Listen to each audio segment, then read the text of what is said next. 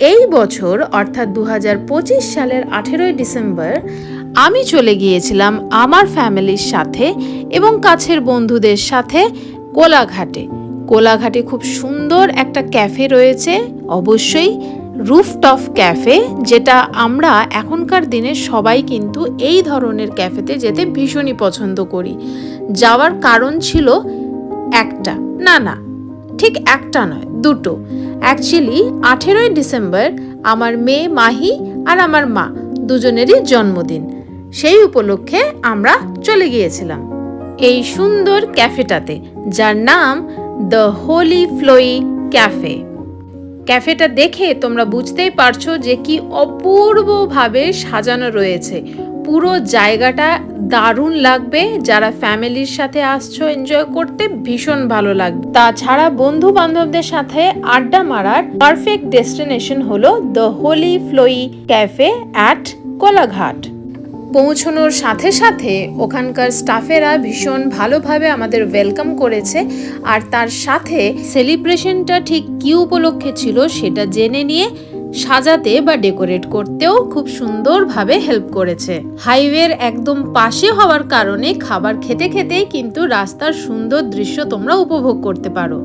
যেহেতু আমরা প্রথম থেকে ওনাদেরকে কোনো খবর না দিয়ে ওখানে পৌঁছেছিলাম, তাই যাওয়ার পরেই ওনাদেরকে বলাতে ওনারা তখন ডেকোরেট করছিলেন, সুতরাং ডেকোরেশন পর্ব তখনও চলছিল। মা, একটু বলো তো তোমার ক্যাফেটা কেমন লেগেছে? ভালো, খুবই ভালো। বাবা একটু ক্যামেরার দিকে তাকালেও না। কেমন লেগেছে ক্যাফেটা? সুন্দর। এবার তোমাদেরকে দেখাই ক্যাফেটা কিরকম। আগেই তোমাদের দেখিয়েছি ক্যাফেটা রুফটপ ক্যাফে হওয়ার জন্য এত সুন্দরভাবে ওয়েল ডেকোরেটেড। আর বলতে বলতেই আমাদের সাথে আমরা পেয়ে গেছি মৌসুমীকে আর ওর ছেলে অরিঞ্জয়কে। এবং আমাদের কাছের গেস্টরা চলে আসার পরেই সেলিব্রেশন আমরা স্টার্ট করেছিলাম।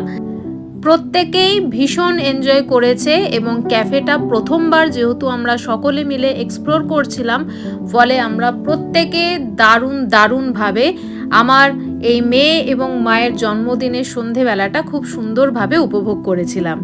কেক কাটিংয়ের পর খাওয়া দাওয়া পর্ব সেরে আমরা প্রত্যেকে এবার রেডি নিজের নিজের বাড়ি যাওয়ার জন্য। যেহেতু আমরা খড়গপুর থেকে গিয়েছিলাম, সুতরাং প্রায় 45 মিনিট সময় আমার লাগবে খড়গপুরে ঢুকতে, তাই আস্তে আস্তে আমরা যে যার গন্তব্যের দিকে বেরিয়ে চলেছিলাম।